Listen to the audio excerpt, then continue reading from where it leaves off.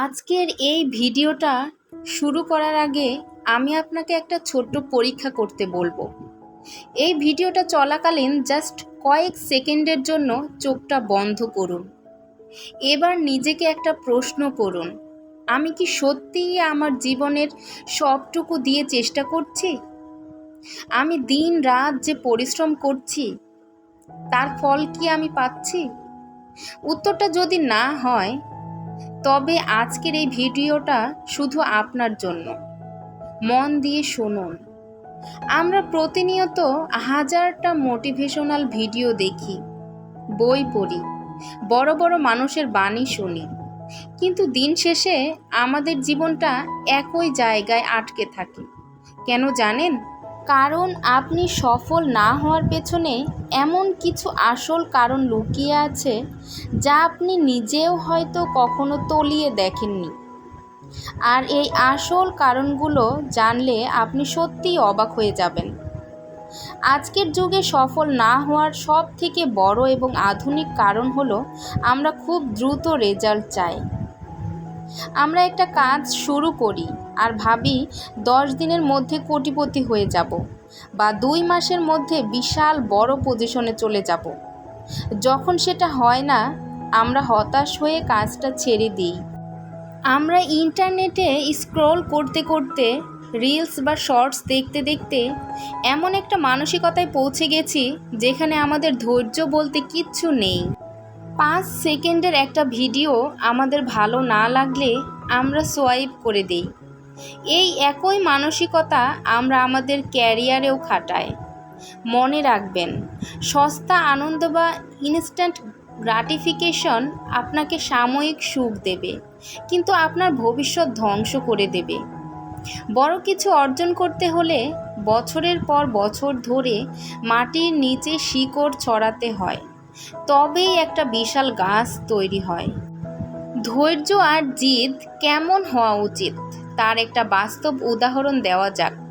আমাদের সবার প্রিয় ভারতের প্রাক্তন রাষ্ট্রপতি এবং বিজ্ঞানী ডক্টর APJ আব্দুল কালামের কথা ধরুন। তিনি যখন ছোট ছিলেন, খবরের কাগজ বিক্রি করে তাকে পড়ালেখার খরচ চালাতে হতো। তার স্বপ্ন ছিল তিনি ভারতীয় বিমান বাহিনীর একজন পাইলট হবেন। তিনি কঠোর পরিশ্রম করে পরীক্ষা দিলেন, কিন্তু রেজাল্ট যখন এলো তিনি দেখলেন 25 জন পরীক্ষার্থীর মধ্যে তার স্থান হয়েছে 9ম, আর বিমান বাহিনীতে লোক নেওয়া হবে মাত্র 8 জন। মাত্র একজন পিছিয়ে থাকার কারণে তার পাইলট হওয়ার স্বপ্নটা এক নিমিষে ভেঙে চুরমার হয়ে গেল। তিনি চরম ভেঙে পড়েছিলেন। চাইলেই ওই দিন তিনি কাঁদতে কাঁদতে বাড়ি ফিরে যেতে পারতেন, বাকি জীবনটা অজুহাত দিয়ে কাটিয়ে দিতে পারতেন, কিন্তু তিনি তা করেননি। তিনি ভাবলেন, সৃষ্টিকর্তা হয়তো আমার জন্য পাইলট হওয়ার চেয়েও বড় কোনো রাস্তা তৈরি করে রেখেছেন। তিনি ভেঙে না পড়ে বিজ্ঞানী হওয়ার জন্য দ্বিগুণ শক্তিতে লড়াই শুরু করলেন।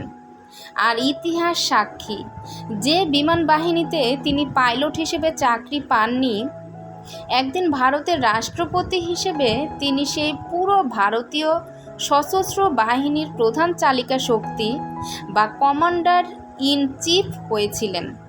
একেই বলে ব্যর্থতাকে সফলতায় রূপ দেওয়া। আপনার একটা স্বপ্ন ভাঙলে লড়াই থামিয়ে দেবেন না, হয়তো এর চেয়ে বড় কিছু আপনার জন্য অপেক্ষা করছে। প্যাশন আর ইমোশন, এর তফাৎ বোঝেন না? অনেকেই এসে বলে, আমার এই কাজটার প্রতি অনেক প্যাশন আছে, আমি এটা করতে চাই, কিন্তু আসল সত্যিটা কি জানেন? ওটা আপনার প্যাশন নয়, ওটা হলো ক্ষণিকের ইমোশন বা আবেগ। আপনি হয়তো ইউটিউবে বা ফেসবুকে কাউকে দেখলেন যে সে গাড়ি চড়ছে, অনেক টাকা কামাচ্ছে। ওটা দেখে আপনার ভেতর একটা আবেগ তৈরি হলো যে আমিও ওর মতো হব। কিন্তু যখন আপনি ওই কাজটা করতে মাঠে নামবেন এবং আসল কষ্টটার মুখোমুখি হবেন, তখন আপনার ওই আবেগ কর্পূরের মতো উড়ে যাবে। প্যাশন মানে শুধু সফলতার দিনটাকে কল্পনা করা নয়। প্যাশন হলো সেই সফলতার পেছনে যে হাজারটা রাত না ঘুমিয়ে কষ্ট করতে হয়, সেই কষ্টটাকেও ভালোবাসতে পারা। আপনি যদি শুধু আরামের দিনটার প্রেমে পড়েন, তবে আপনি কোনো দিন সফল হতে পারবেন না।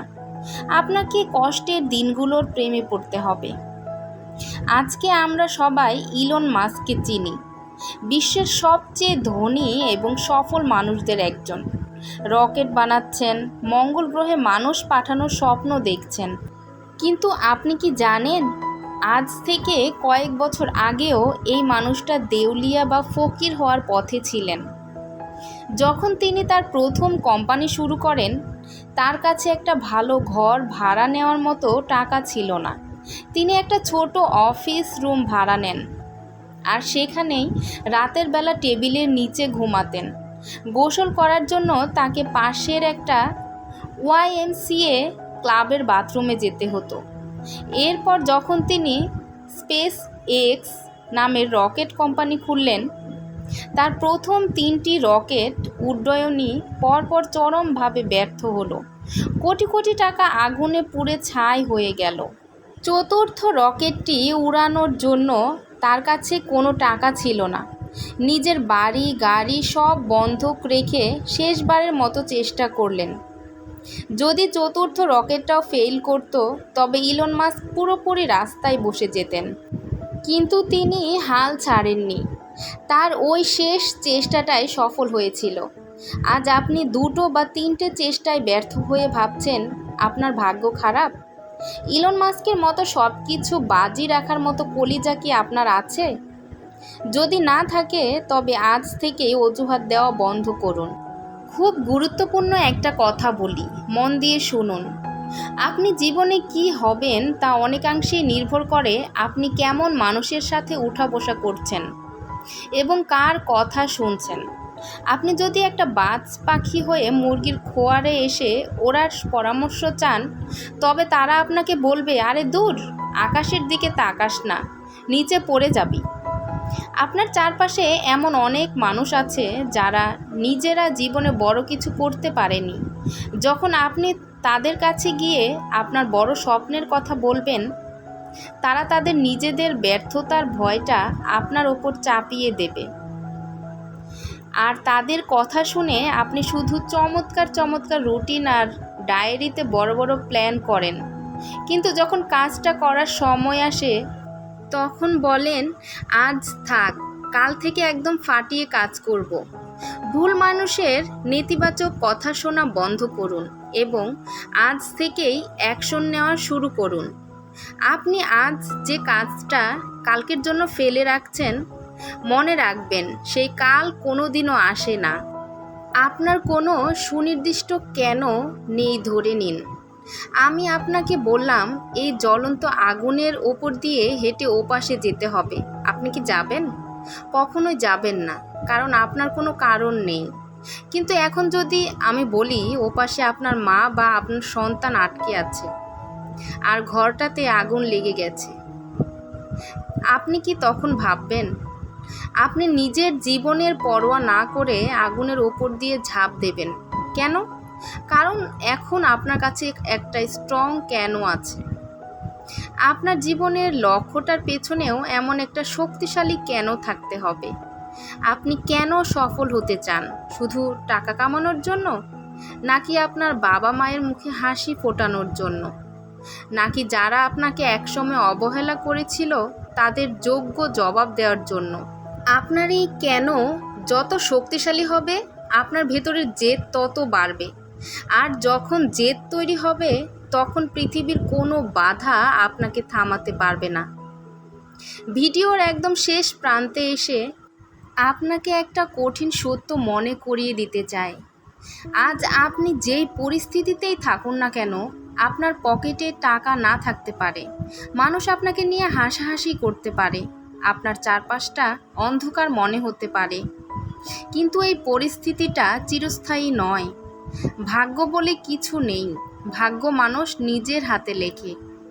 আজ থেকে অজুহাত দেওয়া বন্ধ করুন, নিজেকে খাটো করা বন্ধ করুন। আয়নার সামনে দাঁড়ান এবং নিজের চোখে চোখ রেখে বলুন, এতদিন যা হয়েছে হয়েছে, আজ থেকে আমি আর হার মানব না। প্রতিদিন নিজের রেকর্ডিং নিজেই ভাঙুন। মনে রাখবেন, লড়াইটা অন্য কারো সাথে নয়, লড়াইটা আপনার নিজের সাথে। নিজেকে প্রমাণ করার দায়িত্ব একমাত্র আপনার। ঘুম থেকে উঠুন, লড়ুন এবং নিজের সাম্রাজ্য গড়ে তুলুন। ধন্যবাদ।